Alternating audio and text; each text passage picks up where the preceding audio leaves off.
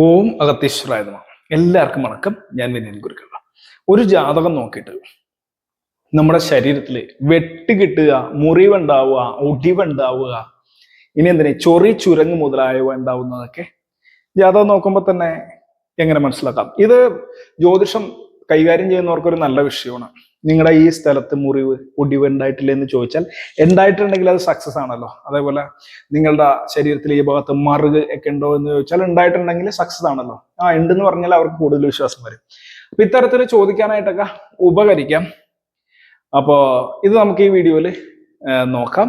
അതിനു മുമ്പ് ഫസ്റ്റ് തന്നെ ആയിട്ടാണ് നിങ്ങൾ ഈ ചാനൽ കണ്ടെങ്കിൽ ഈ ചാനലിൽ 350 പരം വീഡിയോസ് ഉണ്ട്. അതിൽ 100 പരം വീഡിയോസ് ഹോരാശാസ്ത്രം, ദശാദേവി, ഫലദീപിക, സാരാവലി, ബൃഹജാതപദ്ധതി, പ്രശ്നമാർഗം, പ്രശ്നാഷ്ടപദ്ധതി മുതലായ ഗ്രന്ഥങ്ങളിലുള്ള അടിസ്ഥാന പ്രമാണങ്ങൾ ഉൾക്കൊണ്ടുകൊണ്ട് ഉദ്ധരിച്ചിട്ട് പറഞ്ഞിട്ടുള്ള കാര്യങ്ങളാണ്. സിസ്റ്റമാറ്റിക് ആയിട്ട് നിങ്ങൾക്ക് ഫ്രീ ആയിട്ട് അത് നോക്കി മനസ്സിലാക്കാം. അതല്ലാതെ തമിഴ് അസ്ട്രോളജിയിലെ വളരെ എളുപ്പത്തിൽ നിങ്ങൾക്ക് മനസ്സിലാവുന്ന തരത്തിൽ ലോജിക്കലി ഞാൻ പറഞ്ഞു പോയിട്ടുള്ള ഒത്തിരി കാര്യങ്ങളുണ്ട്. അത് സാധാരണ കേരള അസ്ട്രോളജിയിൽ അവൈലബിൾ ആവല്ലത്താം. നിങ്ങൾ അങ്ങനെ എവിടെയൊക്കെ എത്ര ഗ്രന്ഥം നോക്കിയാലും നിങ്ങൾക്ക് കിട്ടാത്ത കാര്യങ്ങൾ, ഗുരുമുറയായി പഠിച്ച കാര്യങ്ങൾ ഞാനിതിൽ നിങ്ങൾക്ക് ഫ്രീ ആയിട്ട് പറഞ്ഞു തരുന്നുണ്ട്. അപ്പൊ നിങ്ങളുടെ ഒരു 50% ജ്യോതിഷ പഠനത്തെ ഈ ചാനൽ അപ്ഗ്രേഡ് ചെയ്യുന്നും കൂടി പറഞ്ഞുകൊണ്ട് ഫസ്റ്റ് തന്നെ പോയിട്ട് വാ ഈ എന്നൊക്കെ പറഞ്ഞിട്ടുള്ള ചുമ്മാ കണ്ടിട്ടുള്ള കമന്റുകൾ ഇടാതെ നിങ്ങൾ കുറച്ച് വീഡിയോ എങ്കിലും കണ്ടിട്ട് ഈ ചാനലിനെ അഭിപ്രായം ഇടുന്നതായിരിക്കും നല്ലത്. കാര്യം നിങ്ങൾ ചോദിക്കുന്ന പല ചോദ്യത്തിനും ഉത്തരം ഞാൻ മുന്നേ പറഞ്ഞു പോവുകയും ചെയ്തിട്ടുണ്ട്. അപ്പോൾ നമുക്ക് നോക്കാൻ പോണ വിഷയം എന്താണ്?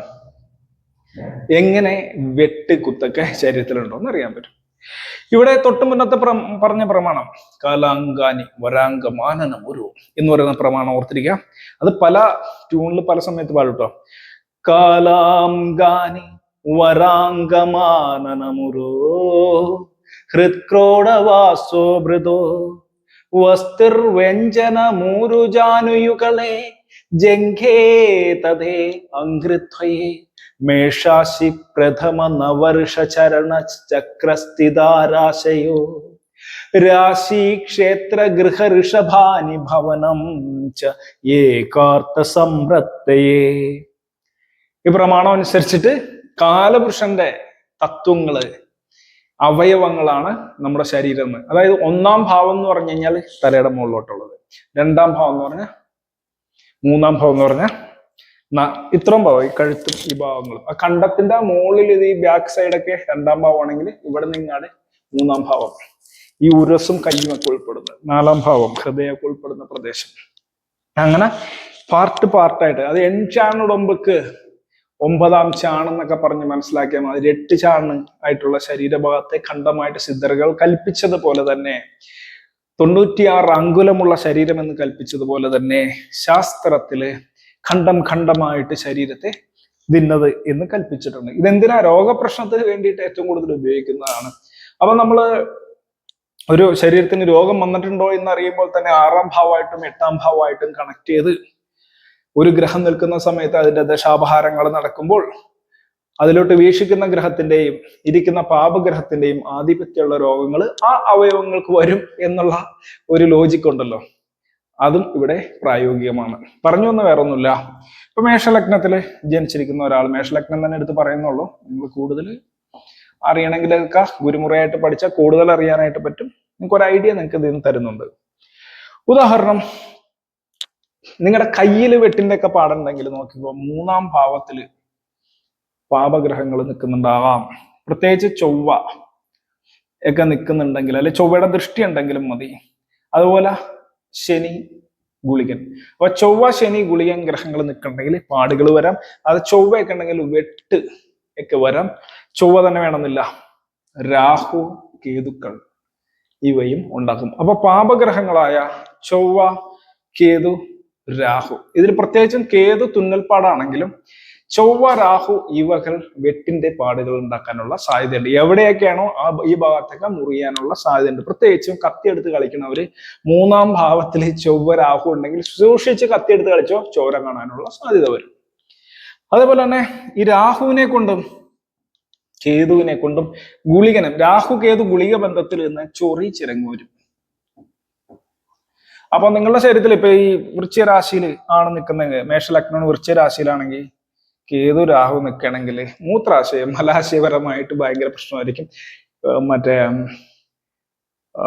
മലദ്വാരത്തിന്റെ ഭാഗത്ത് കുരുക്കള്, പരുക്കള്, പിന്നെ ഈ ഗുഹ്യഭാഗത്തൊക്കെ ചൊറിച്ചില്, ചിരങ്ങൊക്കെ വരാനുള്ള സാധ്യതയുണ്ട്. ചൊവ്വയൊക്കെ പ്രത്യേകിച്ച് ബ്ലഡ് വരുന്ന തരത്തിലുള്ള പൊട്ടലൊക്കെ ഉണ്ടാവാനുള്ള സാധ്യതയുണ്ട്. അബ്ഡോമിനൽ ഏരിയാസ് ഈ ഭാഗത്തൊക്കെ പ്രശ്നം ഉണ്ടാവുകയാണെങ്കിൽ ഇവിടെ ചൊവ്വയൊക്കെ നിന്നാലോ രാഹു ഏതൊക്കെ നിന്നാലോ അവിടെയൊക്കെ കാണാം. അപ്പോൾ അതേപോലെ തന്നെ 11ാം ഭാവത്തിൽ നിന്ന് കഴിഞ്ഞാല് കക്ഷത്തിന്റെ ഈ ഭാഗത്തൊക്കെ ചൊറിച്ചില്, പെരുക്കളൊക്കെ കാണാനായിട്ട് സാധിക്കും. അപ്പോൾ ഈ ലോജിക്ക് നിങ്ങൾ മനസ്സിലാക്കിയാൽ നിങ്ങൾ ഇതെടുത്ത് അപ്ലൈ ചെയ്ത് നോക്കുക. നിങ്ങളുടെ ശരീരത്തിൽ വെട്ട്, കുത്ത് ഇതൊക്കെ എവിടെയാണ് ഉള്ളത് എന്നുള്ളത് നിങ്ങൾക്ക് തന്നെ ഈസി ആയിട്ട് നോക്കാനായിട്ട് സാധിക്കും. ഈ രാഹു, കേതു, ശനി ഗുളികന്റെ ഇതും കൂടി ഉണ്ടെങ്കിൽ കൂടിയിട്ട് ഇങ്ങനെ പാട് പോലെ കിടക്കാനുള്ള ഒരു സാധ്യതയും കൂടി വരും. വെട്ടുകൊണ്ട് മുറിഞ്ഞേക്കുന്നതും ഇതെല്ലാം ഈ ചൊവ്വയെ കൊണ്ട് എടുത്തു നോക്കാവുന്നതാണ്. ഇതൊക്കെ നമ്മൾ ഒത്തിരി ജാതകങ്ങൾ അനലൈസ് ചെയ്ത് നോക്കിയപ്പോ ശരിയായിരുന്നു. ഈ ജാതകഫലം ഞാൻ എപ്പോഴും പറയാറുള്ളതാണ്, ഒരു 85% വരെയൊക്കെ ഇത് ക്ലിയർ ആയിട്ട് വരും. ബാക്കി 15% പറയാറുണ്ട്, ദൈവം തന്നെ പറയാറുണ്ട്, മൊത്തം അങ്ങോട്ട് ബലം പറഞ്ഞു കഴിഞ്ഞാൽ പിന്നീട് ഈ ജ്യോതിഷം നോക്കിക്കൊണ്ടിരിക്കണം ദൈവത്തിന് തുല്യാവൂലേ. മൊത്തം എപ്പോഴും കിട്ടില്ല. ഇനി പറയുകയാണെങ്കിൽ തന്നെ കേൾക്കുന്ന ആളുകൾക്ക് മനസ്സിലാവില്ല. കേൾക്കുന്നവർ ഇപ്പൊ നമ്മളിപ്പോ എച്ചരിക്ക കൊടുക്കുകയാണ്, നിങ്ങൾ ഇന്നത് ചെയ്താൽ നിങ്ങൾക്ക് പണി കിട്ടുമെന്ന് പറഞ്ഞാലും no reason they will do the same thing. They will not come back from those things and avoiding that things and get free. അങ്ങനെ ഉണ്ടാവില്ല. ഇനിയിപ്പോ പോണ പോക്ക് പ്രശ്നമാവും എന്ന് പറഞ്ഞാലും they won't go. They won't hear, they won't obey, they will do that and they will commit the problem. അപ്പോൾ അത്തരത്തിലേക്ക് വരും. അപ്പൊ ഈ വെട്ടും കുത്തും ഇതൊക്കെ ഉണ്ടെങ്കിൽ ആ ദശാപഹാരങ്ങളൊക്കെ വന്ന സമയത്ത് അത് സംഭവിക്കാനിടയുണ്ട്. അപ്പൊ ഇത് വളരെ ഈസി ആയിട്ട് പറയാം. ജ്യോതിഷം കൈകാര്യം ചെയ്യുന്ന ആളുകൾ നിങ്ങൾ വേണമെങ്കിൽ ജനങ്ങളോട് ഇങ്ങനെ പറയുമ്പോൾ അത് ഉണ്ടെങ്കിൽ ദെൻ അവര് അപ്പൊ തന്നെ നിങ്ങൾ ബാക്കിയൊക്കെ പറയണ ശരിയാവും എന്നുള്ളൊരു ജനറലൈസേഷനിൽ വരും. അപ്പോൾ ഈ കാര്യങ്ങളൊക്കെ നിങ്ങൾക്ക് പറയാം. പക്ഷെ ചില സമയത്ത് അത് പണി കിട്ടാൻ സാധ്യത ഉണ്ട് കേട്ടോ. നിങ്ങൾക്ക് എക്സ്പീരിയൻസ് ഇല്ലെങ്കിൽ ഉറപ്പിച്ച് പറയുമ്പോഴും ചിലപ്പോൾ ചില സംഭവങ്ങളൊക്കെ ആളുകൾ ഓർക്കണമെന്നില്ല. മുന്നേ നടന്ന സംഭവങ്ങൾ ഓർക്കാതെ വരുമ്പോഴത്തേക്ക് ചിലപ്പോൾ അവരെ എത്തിക്കൊള്ളുകയില്ല. അതുകൊണ്ടാണ് ചില സമയത്ത് നമ്മൾ പറയുന്നത് അവർക്ക് കേൾക്കാൻ ഇതില്ലെങ്കിലും ചിലപ്പോൾ കൺഫ്യൂസ്ഡ് ആവും, കേൾക്കുന്ന ആൾ കൺഫ്യൂസ്ഡ് ആവാനുള്ള സാധ്യതയുണ്ട്. ഇതിങ്ങനെയൊക്കെയാണ് നോക്കുന്നതെന്നുള്ള കാര്യം നിങ്ങൾ മനസ്സിലാക്കുക. ഇങ്ങനെയൊക്കെയാണ് അസ്ട്രോളജേഴ്സ് പറയണം. ഇതല്ലാണ്ട് പല മെത്തേഡുകളും ഉണ്ട്, പെട്ടെന്ന് മനസ്സിലാക്കാം. നിങ്ങൾ തന്നെ ഇത് ശരിയാവുണ്ടോ എന്ന് നോക്കിയിട്ട് നിങ്ങൾക്ക് തന്നെ പറയാവുന്നുള്ളൂ. അപ്പൊ ഇതൊക്കെ ഹോരാശാസ്ത്രത്തിലുള്ള പ്രമാണം വെച്ചിട്ട് പറയണം. അപ്പൊ നിങ്ങളായിരിക്കും, ഓ ഹോരാശാസ്ത്രത്തിൽ ഈ പ്രമാണത്തിന് ഇത്ര ഇതുണ്ടോ, ഞാനത് കണക്ട് ചെയ്ത് പറഞ്ഞെന്നുള്ളൂ. ഇത് തമിഴ് അസ്ട്രോളജി പഠിക്കുമ്പോൾ ഇതൊക്കെ പ്രത്യേകം പഠിപ്പിക്കുന്ന വിഷയങ്ങളാണ്. ഞാനത് കണക്ട് ചെയ്ത് നിങ്ങൾക്ക് ഓർക്കാൻ വേണ്ടിയിട്ടും കൂടി പറഞ്ഞതാണ്. പിന്നെ ഈ ഹോരാശാസ്ത്രത്തിൽ ഈ കാലാങ്കനി എന്ന് പറയുന്ന ഒരൊറ്റ പ്രമാണം വെച്ചിട്ട് മെഡിക്കൽ അസ്ട്രോളജി ഒരു വലിയ സബ്ജക്റ്റ് നമുക്ക് നോക്കാൻ കഴിയുന്നുണ്ട്. ആ മെഡിക്കൽ അസ്ട്രോളജിയുടെ തന്നെ റിസർച്ചുകൾ നമ്മൾ നടത്തുകയാണെങ്കിൽ എന്തോരം കാര്യങ്ങൾ, എത്രയോ ദിവസം പഠിക്കാനുള്ള കാര്യങ്ങൾ ഉണ്ടാവുന്ന അത്രയും റിസർച്ച് എന്ന് പറഞ്ഞാൽ, ഞാൻ പറയുന്ന റിസർച്ച് അല്ല, നമ്മൾ എവിടെയെങ്കിലും പോയി പഠിക്കുകയാണെങ്കിലോ അല്ലെങ്കിൽ അത് തന്നെ പഠിച്ചുകൊണ്ടിരിക്കുകയാണെങ്കിലോ വർഷങ്ങൾ പഠിക്കാനുള്ള സബ്ജക്റ്റ് മെഡിക്കൽ അസ്ട്രോളജി തന്നെ ഉണ്ട്, ഓരോരോ കാര്യങ്ങൾ. അപ്പൊ അറ്റ്ലീസ്റ്റ് നിങ്ങൾ മറ്റുള്ളവരെ ഫലം പറഞ്ഞില്ലെങ്കിൽ നമ്മുടെ ക്ലിയർ ആയിട്ട് അനലൈസ് ചെയ്യാനായിട്ട് ഇത് സാധിക്കുമെന്ന് കൂടി പറഞ്ഞു നിർത്തിയാണ്. ഇതേവരെ വേറെ സബ്ജക്റ്റുമായിട്ട് അടുത്ത ക്ലാസ്സിൽ കാണാം. എല്ലാവർക്കും ഒരിക്കൽ കൂടി വണക്കം. ഓം അഗത്തീശ്വരായ നമഃ.